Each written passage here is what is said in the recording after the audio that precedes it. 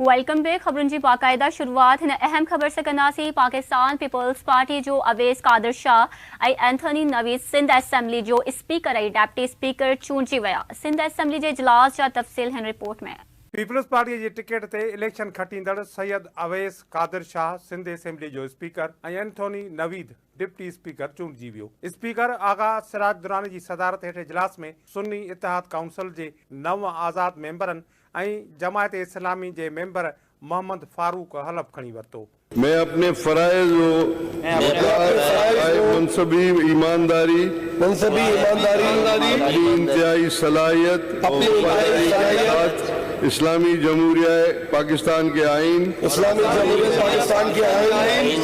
और कानून और असेंबली के कवायद के मुताबिक और हमेशा पाकिस्तान की खुद मुख्तियारी सालमियत इस्तेहकाम बहबूदी और खुशहाली की खातिर अंजाम दूंगा। इजलास की शुरुआत कुरान पाक जी तिलावत सां थी, जंहिंखां पोइ स्पीकर आगा सिराज दुरानी नए स्पीकर ऐं डिप्टी स्पीकर लाइ इजलास जे पैनल खे नामज़द कयो। सिंध असेंबली जे स्पीकर आगा सिराज दुरानी नए स्पीकर ऐं डिप्टी स्पीकर लाइ पैनल ऑफ इजलास लाइ शर्जील इनाम मेमण सईद गनी निदा खोड़ो ऐं अली खुर्शीदी खे नामज़द कयो। स्पीकर ऐं डिप्टी स्पीकर जी चूंड ॻुझे नमूने कई वई, जॾहिं त सुन्नी इत्तेहाद काउंसिल जे मेंबरनि वोटिंग में हिसो न वरितो। अवैस कादिर शाह 111 वोट खणी स्पीकर चूंडिजी वियो, जॾहिं त MQM जी उम्मीदवार सोफिया सईद शाह 36 वोट हासिल कया।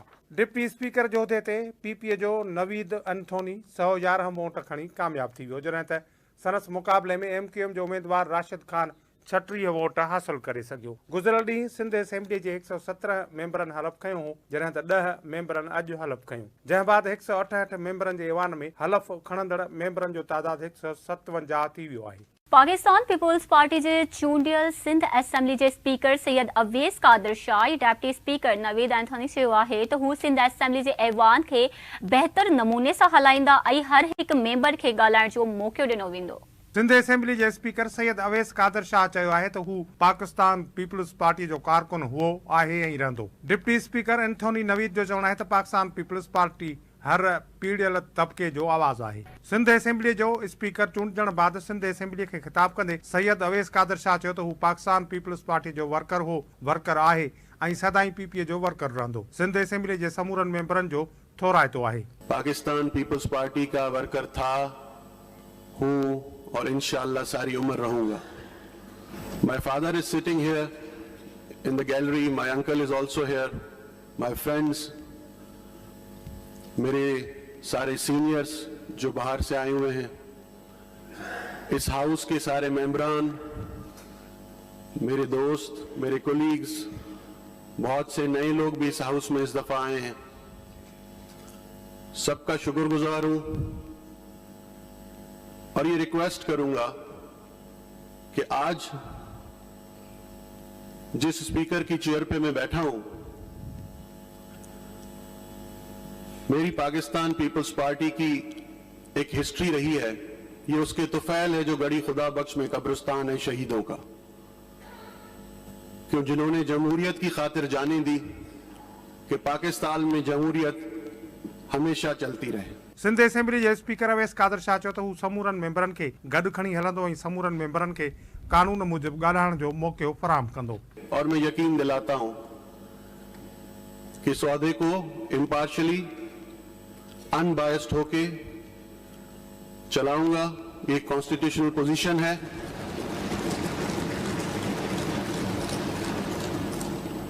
सारे मेंबरान को साथ लेके चलूंगा, जो जिस पार्टी से ताल्लुक रखता है।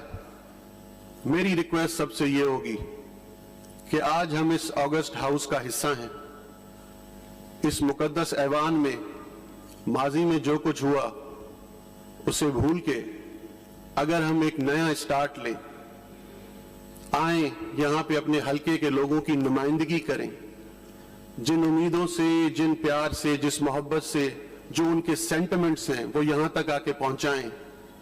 और ये यकीन दिलाता हूं कि आपको पूरा टाइम मिलेगा, आप अपनी बात कर सकते हैं। सिर्फ रिक्वेस्ट ये है कि ये जो रूल्स की बुक है, अगर हम इसे फॉलो करेंगे तो इंशाल्लाह अगले 5 साल ये हाउस बहुत बेहतर तरीके से चलेगा और बहुत सारी अचीवमेंट्स होंगी। ॿिए तरफ़ मीडिया सां ॻाल्हि ॿोल कंदे सिंध असेंबली जे डिप्टी स्पीकर नवीद एंथोनी चयो त हू पहिरियों गैर मुस्लिम आहे जेको हिकु आईनी उहिदो संभाले रहियो आहे। मुल्क जे नॉन मुस्लिम कम्युनिटीज़ लाइ ही हिकु मिसाल आहे। सिंध की एक सियासी तारीख में नया जो है वो उस बाब का इजाफा किया है कि पहली दफ़ा कोई गैर मुस्लिम जो है वो सिंध असेंबली का एक आईनी ओहदा संभालने जा रहा है बतौर डिप्टी स्पीकर। और मैं समझता हूँ कि यहाँ पर जो नॉन मुस्लिम कम्युनिटीज़ हैं ये उनके लिए, जहाँ पर माजी में भी बहुत सारी लेजिस्लेशन पाकिस्तान पीपल्स पार्टी ने मिनॉरिटी फ्रेंडली की हैं, लेकिन इस मौजूदा हालात में ये एक नया ताज़ा हवा का झोंका है जो पाकिस्तान में बसने वाले जितने भी कमज़ोर तबकात हैं और ख़ास तौर पर वो पॉलिटिकल वर्कर जो ये समझते हैं कि आम सियासी कारकुन को सियासी जमात जो है वो उस तरीके से कोई ज़िम्मेदारी नहीं देती, तो ये पाकिस्तान पीपल्स पार्टी की क़यादत ने ना सिर्फ आम एक सियासी कारकुन की जिस तरीके से इज़्ज़त अफजाई की है और उसमें अगर वो नॉन मुस्लिम कम्यूनिटी से ताल्लुक़ रखता हो, तो मैं समझता हूँ कि इस अमल को अगर हम अपने सियासी जदोजहद का हिस्सा बना लें तो फिर यहाँ पर कोई तबकात की तकसीम इस मुल्क में नहीं हो सकती। वाज़िर पाकिस्तान पीपल्स पार्टी जा सैयद अवैस कादिर शाह ऐं नवीद एंथोनी 111 वोट खणी सिंध असेंबली जो स्पीकर ऐं डिप्टी स्पीकर चूंडिजी विया आहिनि। ॿिए पासे हवा खे ॿुधाईंदा हलूं, नामज़द वॾे वज़ीर सैयद मुराद अली शाह चयो आहे त हिकु भेरो ॿीहर सिंध वासियुनि जी भरपूर ख़िदमत कंदासीं। सैयद मुराद अली शाह जी सिंध असेंबली खे ख़िताब जा तफ़सील हिन रिपोर्ट में। सिंध असेंबली खे ख़िताब कंदे सैयद मुराद अली शाह चयो त मुल्क दहशतगर्दी समेत ॿियनि केतिरनि मसइलनि खे मुंहुं ॾेई रहियो आहे, जॾहिं त सिंध जे अवाम जे ख़िदमत जो सिलसिलो जारी रखंदासीं। सिंध जे नामज़द वॾे वज़ीर सैयद मुराद अली शाह चयो त दहशतगर्दनि सां मुक़ाबिलो कंदे पाक फौज, रेंजर्स ऐं पुलिस जे जवाननि जानियुनि जा नज़राना पेश कया, खेनि भरपूर भेटा पेश कयूं था। पिछले 5 महीने में हमारा मुल्क काफ़ी एक मुश्किल दौर से गुजरा है। ख़ास तौर पे टेररिज्म, दहशतगर्दी दोबारा उसने जन्म लिया और ये एक बड़ा चैलेंज होगा आने वाली हुकूमतों के लिए कि इन दहशतगर्दों से मुकाबला करें, उन्हें जहन्नुम रसीद करें।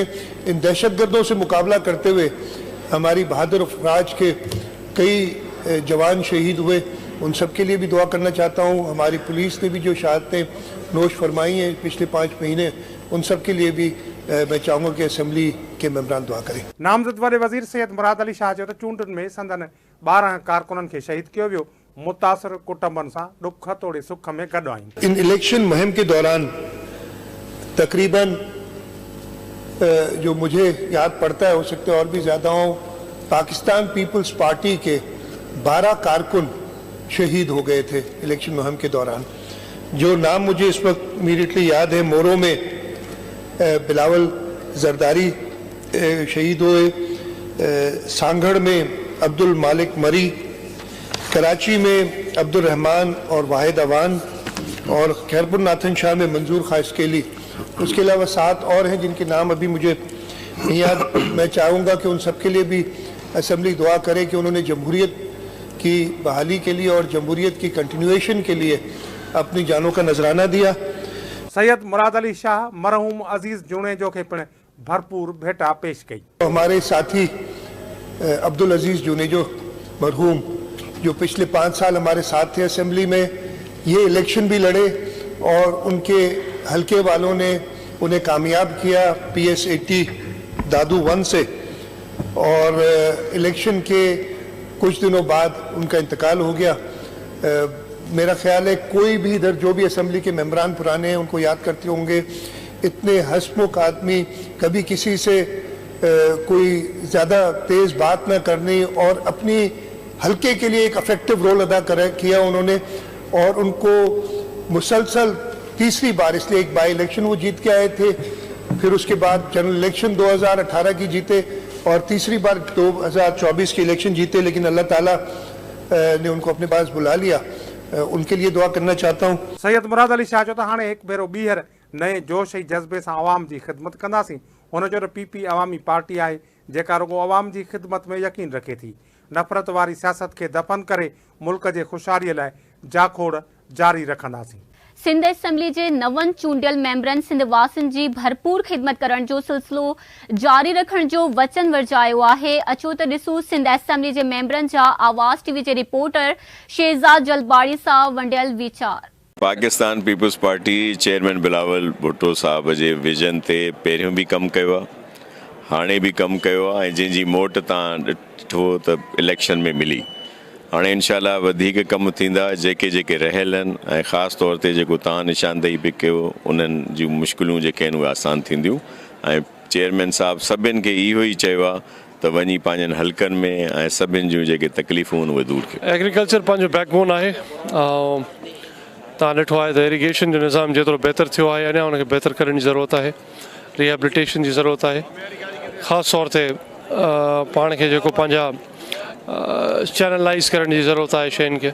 लेकिन मुंहिंजे ख़्याल सां as far as flood is concern ऐं इहे जेके अलार्मिंग नेचुरली जेको ॿोॾ अचे थी पई उन में मुंहिंजे ख़्याल सां उन टाइम ते इंस्टेंटली का शइ करण जो को पॉइंट न हूंदो आहे। I think we need a better planning, we need better execution, we need better people, competent team।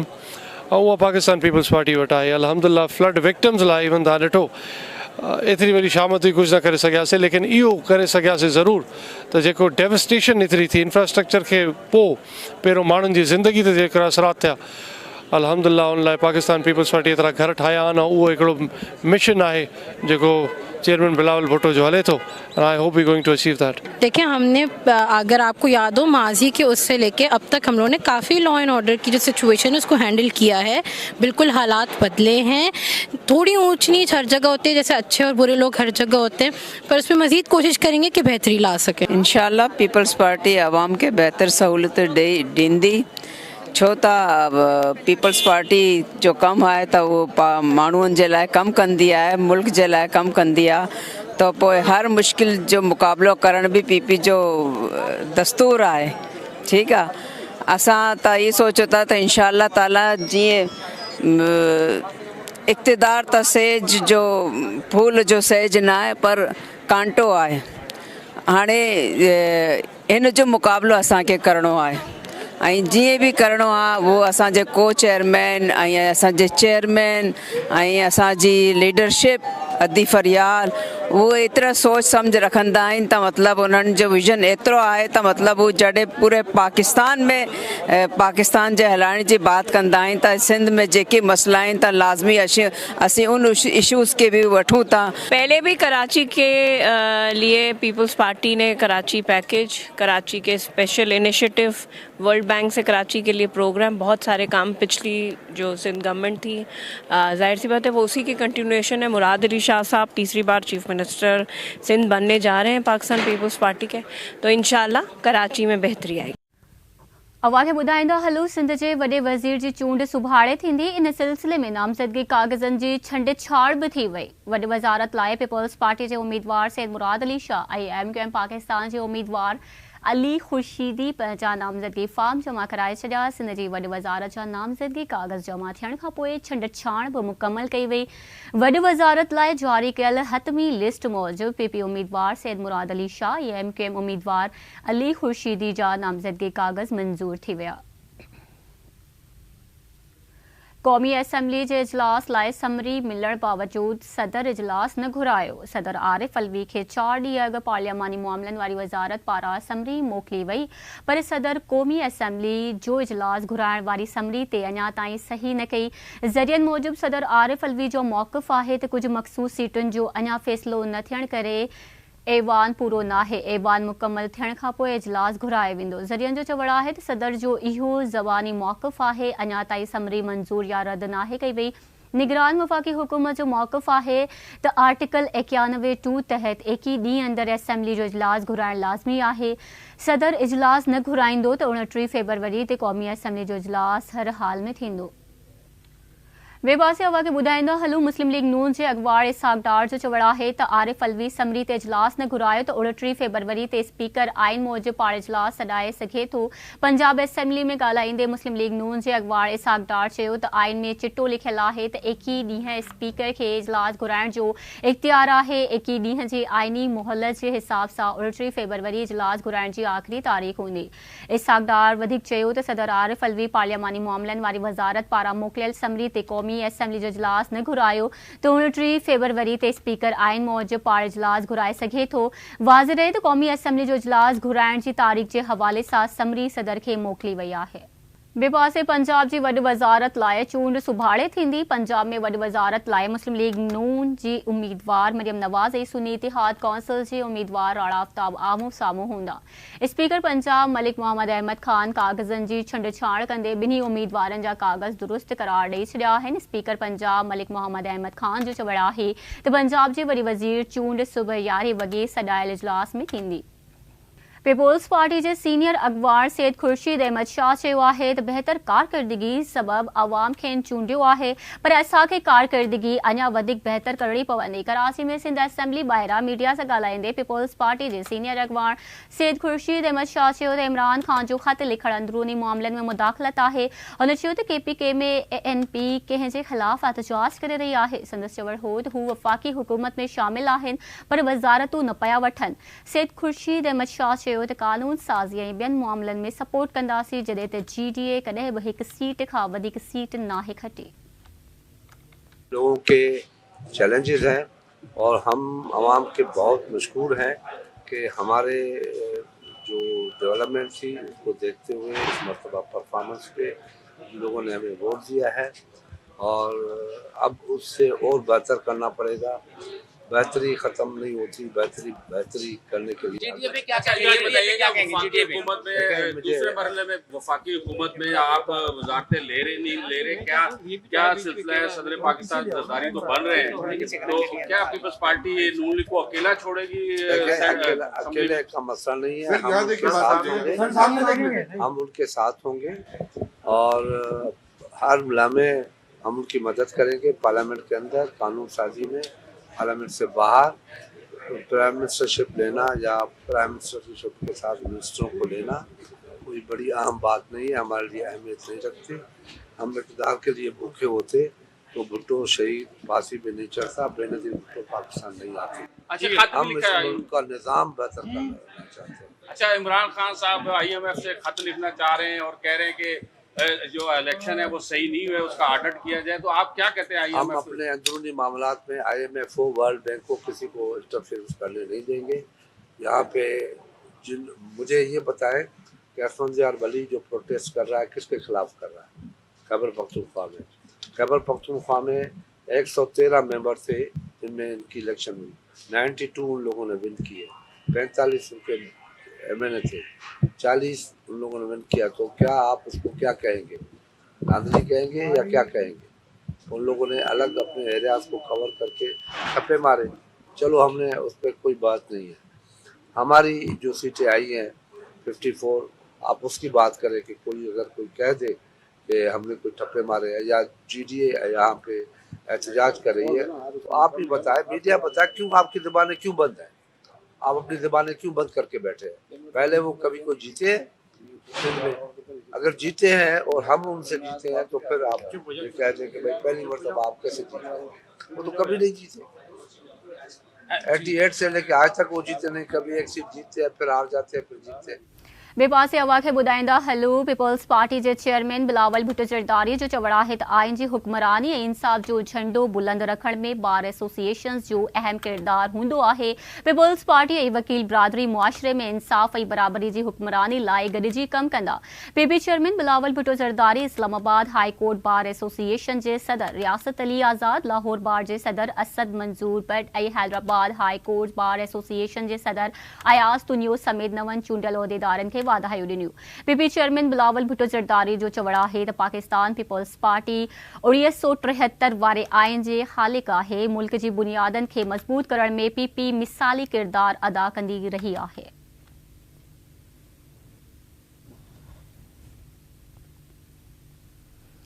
Sindh जे निगरान वॾे वज़ीर जस्टिस रिटायर्ड मक़बूल बाकर चयो आहे त अवामी ख़िदमतुनि खे बहितर बणाइण ऐं माण्हुनि खे दरपेश ॾुखियाईयुनि मां कढण निगरान हुकूमत लाइ ॿ वॾा चैलेंज हुआ।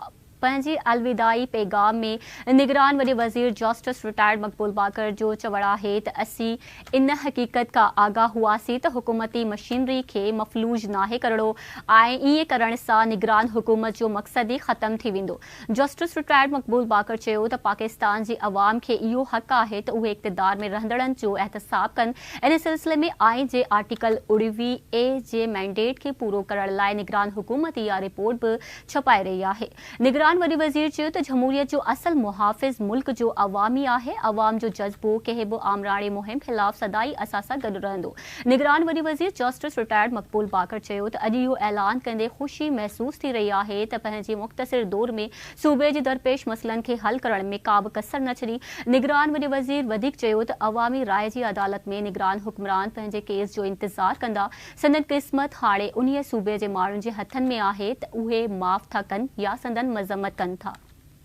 बेवासी अवा खे ॿुधाईंदा हलूं समूरी दुनिया जीअं सिंध हैदराबाद में बि शब बारात मज़हबी अक़ीदत या एहतराम सां मल्हाई पई वञे। उन हवाले सां वीडियो लिंक ते मौजूदु आहे साकिब कुबर जी। साकिब कुल मां खे ॿुधंदो त अॼु शब बारात जी राति आहे, 15 शोबान जी राति आहे। हिन वक़्तु मां कैंट कब्रिस्तान में मौजूदु आहियां। अॼु शब बारात जी भलारी राति जेका आहे उहा हैदराबाद में जेको आहे वॾी अक़ीदत ऐं एहतराम सां मल्हाई पई वञे। हिन वक़्तु जेके आहिनि उहे हिन कब्रिस्तान में जेके शहरी जेके आहिनि उहे हिते पहुचनि पिया पंहिंजे अज़ीज़नि जी मतिलबु फातिह ख़्वानी जो सिलसिलो जेको आहे उहो जारी आहे। गुल जेके आहिनि उनजे मथां जेके निखार कनि पिया ऐं बाद में जेका दुआ पिणु घुरी पई वञे। इन खां अलावा मां तव्हां ॿुधंदो त हैदराबाद जे मुख़्तलिफ़ इलाइक़नि में मस्जिदुनि जे अंदरि जेके आहिनि उहे इबादतूं जेके आहिनि उहे जारी आहिनि। नवाफ़िल जेके आहिनि उहे ख़ुसूसी तौर ते ऐं सलात तस्बीह जेके आहिनि उहे पिणु अदा कयूं पई वञनि। हिन वक़्तु हैदराबाद जे मुख़्तलिफ़ इलाइक़नि में जेके कब्रिस्तान आहिनि उन्हनि में जेके आहिनि शहरी जेके आहिनि उहे पंहिंजे अज़ीज़नि वटि जेके पहुची करे उन लाइ फातिह ख़्वानी करे रहिया आहिनि। ऐं जॾहिं त मां तव्हांखे ॿुधायां त सिक्योरिटी हवाले सां त हैदराबाद में जेके मस्जिदुनि ऐं कब्रिस्ताननि जे ॿाहिरां जेके आहिनि उहे सिक्योरिटी जा इंतज़ामात पिणु सख़्तु आहिनि। ऐं गुल जेके आहिनि उहे विकिरो कंदड़ जेके आहिनि कब्रिस्तान जे ॿाहिरां बीठल आहिनि, जिते जेके आहिनि उहे शहरी जेके आहिनि उतां गुल ख़रीद करे जेके आहिनि पंहिंजे अज़ीज़नि जे मथां जेके आहिनि उहे पिणु निखार कनि था। ऐं इन खां अलावा तव्हांखे इहो ॿुधाईंदो हलां त हिन वक़्तु बि हैदराबाद जे मुख़्तलिफ़ जॻहियुनि ते जेके आहिनि कब्रिस्ताननि जे अंदरि जेके आहिनि उहे शहरी वॾे तादाद में पहुची करे पंहिंजे अज़ीज़नि जे मथां जेके आहिनि उहे फातिह ख़्वानी कनि था। ऐं शहरनि जो मस्जिदुनि जे अंदरि जेको आहे पाकिस्तान समेत मुल्क जी सलामती लाइ दुआऊं पिणु घुरियूं पई वञनि। जी गंबर जे ख़ानगी दरसगाह में तकरीब कोठाए शागिर्दनि खे सर्टिफिकेट ॾिना विया। उन हवाले सां रिपोर्ट करे रहियो आहे किशोर कुमार।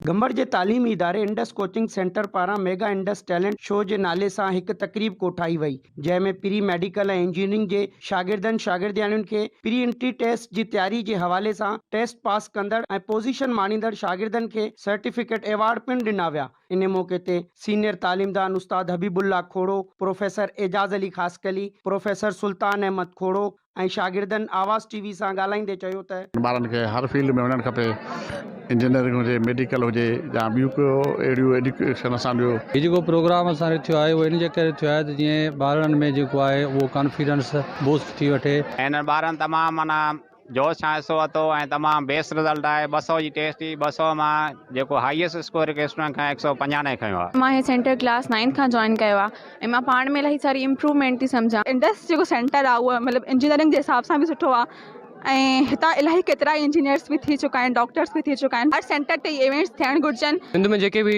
टेस्टूं वग़ैरह थी रहियूं ऐं थींदियूं आहिनि जंहिंखे पास करण लाइ तमामु ज़रूरी आहे त हिकु शागिर्दु सुठनि उस्तादनि खां सुठा कोचिंग सेंटर जॉइन करे। जीअं त नाज़रीन तव्हां ॾिठो त इंडस कोचिंग सेंटर पारां जेको आहे अॼु हिते हिकु तकरीब मुनक़िद कई वई, जंहिंमें जेको आहे ऐं मेडिकल जा जेके शागिर्द ऐं शागिर्दिया डॉक्टर ऐं इंजीनियर थियण जे हवाले सां हिते तैयारी बि कराई वई आहे ऐं जंहिं पोज़ीशन माणियूं आहिनि शागिर्दनि ऐं शागिर्दियाणियुनि खे उन्हनि खे जेको आहे हिते एवॉर्ड बि पिणु ॾिना विया आहिनि। ऐं इन्हनि जे शागिर्दनि जो चवणु इहो हुयो त अहिड़ा सेंटर्स जॉइन करण सां जेके शागिर्द ऐं शागिर्दियाणियूं आहिनि उन्हनि में जेको डॉक्टर ऐं इंजीनियर थियण जो जेको जज़्बो आहे उहो वधे थो ऐं बहितर नमूने जेको आहे उहो एंट्री टेस्ट पास कनि था। कैमरामैन आकाश कुमार सां गॾु किशोर कुमार, आवाज़ टीवी न्यूज़, गंबर।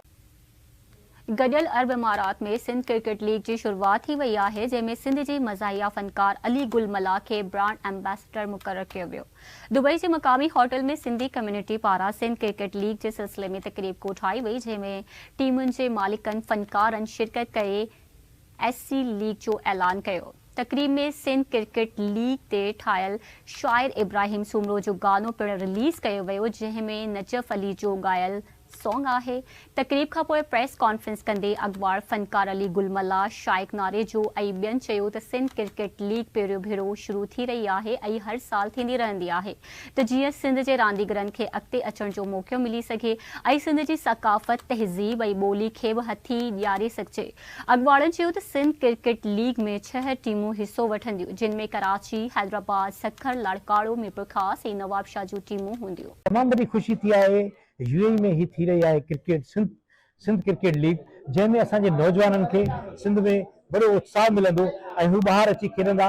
हू ज़ाहिर आहे पंहिंजो शौक़ु अञा वधाईंदा। असांजे नई ईंदड़ नस्ल खे इहो शौक़ु थींदो त हाणे UAE में हमेशह सिंध क्रिकेट लीग थींदी रहंदी। दोस्तनि खे मां सलाम पेश थो कयां जन मूंखे ब्रांड एम्बेसडर बि कयो। ख़ासि करे मूंखे इहो शौक़ु ऐं इश्क़ इन लाइ बि घणो वधियो जो हिन सिंध क्रिकेट लीग जो नालो ॾेई हिकिड़ो दुबई में UAE में बुनियाद रखियो आहे। ख़ुशी थी आहे ऐं ही पहिरियों दफ़ो जेको क्रिकेट जो प्रोग्राम थी रखियो वियो आहे ऐं इहो जज़्बा साईं इसाक़ सुमरे साहिब खे ऐं वरी उहो बि नवाब शाह जो त माना वॾी ॻाल्हि आहे। सो क्रिकेट में मशहूरु त आहिनि कराची, हैदराबाद, सिंध में इहे 2 शहर पॉपुलर आहिनि, पर नवाब शाह वारनि खे जेकी हीअ इनिशिएटिव वरितो आहे तमामु ॾाढी ख़ुशी थी आहे। ऐं असांजा सिंधी भाउर जेके बि आहिनि UAE में ऐं उन्हनि ही जेकी क्रिकेट जी टीम जी ठाहियूं आहिनि ऐं ही मैच खे क्रिएट कयो अथनि त इहो एॾो हिकिड़ो वॾो मैसेज आहे असांजी सिंधी भाउरनि खे, सिंधी कम्यूनिटीअ खे त GCC में, सऊदी अरब में, पर उन खां पोइ मां सम्झां थो त सॼी दुनिया में जेके सिंधी आहिनि जहिड़ो कि अमेरिका में, कैनेडा में, UK में, ऑस्ट्रेलिया में तमामु घणी तइदाद में आहिनि, त उन्हनि खे इहा हिकिड़ी गाइड मिली वेंदी। तो घणो करे मुंहिंजी दुआ आहे त अलाह साईं हिनखे कामयाबु करे ऐं इंशाअल्लाह इहे सभई जेके असांजा सिंधी भाउर जेके ॿाहिरि यूरोपियन कंट्रियुनि में वेठा आहिनि उहो हिन लीग खे कॉन्टेक्ट कंदा त तव्हां हिन कीअं अरेंज कयो, कीअं हिनखे इनिशिएटिव वरितो ऐं मुंहिंजूं लख लख दुआऊं आहिनि अलाह साईं हिनखे कामयाबु करे। हिते हर क़िस्म जा इवेंट थींदा रहंदा आहिनि पहिरियां बि, पर क्रिकेट जी कमी ही जेका उहा हींअर तव्हांजी महिरबानी तव्हांजे एफर्ट सां उहा पूरी पई थिए ऐं फर्स्ट क्लास ही हिकिड़ो एफर्ट तव्हां वरितो हिन में एफर्ट वरितो। बाक़ी इंशाअल्लाह नौजवान छोकिरा आहिनि, पंहिंजा सिंधी आहिनि, असांजी सिंधियुनि जी क्रिकेट के हवाले से नुमाइंदगी तमाम घट है। ये सिंध क्रिकेट लीग का जो आपने इसाक सुमरो साहब ने इसको जिस तरह से विजन लेकर आए, तो मेरा ये ख्याल है कि ये काफ़ी आगे तक जाएगा और ये सिर्फ दुबई तक महदूद नहीं रहेगा या UAE तक महदूद नहीं रहेगा। इंशाल्लाह ये पूरे GCC में जाएगा और मेरी अपनी कंपनी है सऊदी अरेबिया में, इंशाल्लाह ताला मैं वहाँ पे भी इसको जल्दी लेके जाऊँगा आप लोगों के ताउन के साथ और अपनी पूरी सिंध कम्युनिटी के साथ इंशाल्लाह। और जहाँ जहाँ तक इसको लेके जा सकते हैं, प्रमोट कर सकते हैं, उसको हम करेंगे। और सिंध के हवाले से हमारी अपनी धरती है, हमारी अपनी ज़मीन है और इसकी मोहब्बत जो है हम कहीं पे भी रहें पूरी दुनिया में, सिंध कहीं पे भी सिंधी रहेगा, वो चाहे कोई भी उर्दू ज़ुबान बोलता हो या सिंधी ज़ुबान बोलता हो, लेकिन उसके दिल से सिंध की मोहब्बत नहीं जा सकती। तो सिंध जिंदाबाद। हम देखते हैं कि हमारे बहुत से लोग हैं वो नॉन स्किल सेट पे हैं और लेबर पे ज़्यादा काम करते हैं। हमें ये चाहिए कि किसी तरह इन लोगों को भी प्रमोट किया जाए। तमाम सुठो मां फील कयो ऐं एनर्जी जेका मूंखे माण्हुनि में नज़र आई आहे वो लॻे थो त इहे कंटिन्यू कंदा ऐं हिनखे जेको आहे पूरे इंटरनेशनल लेवल ते खणी वेंदा ऐं उमेद त जेका ही असांजी कम्युनिटी आहे स्पेशली सिंधी कम्युनिटी जेके वधीक लेबर सां तालुक़ रखनि था, उन्हनि खे बि एंटरटेनमेंट जो मौक़ो मिलंदो, न सिर्फ एंटरटेनमेंट जो बल्कि उन्हनि खे अॻिते वधण जो बि मौक़ो मिलंदो ऐं उन्हनि में हेल्दी एक्टिविटी ग्रो थींदी त जीअं अॻिते बि उहो इन टाइप जे इवेंट्स में हिसो वठी सघे। ही हुयूं हिन वक़्त ताईं जूं ख़बरूं। वधीक ख़बरुनि अपडेट्स लाइ विज़िट कंदा असांजी वेबसाइट awaztv.tv ऐं ॾिसंदा रहो आवाज़ न्यूज़।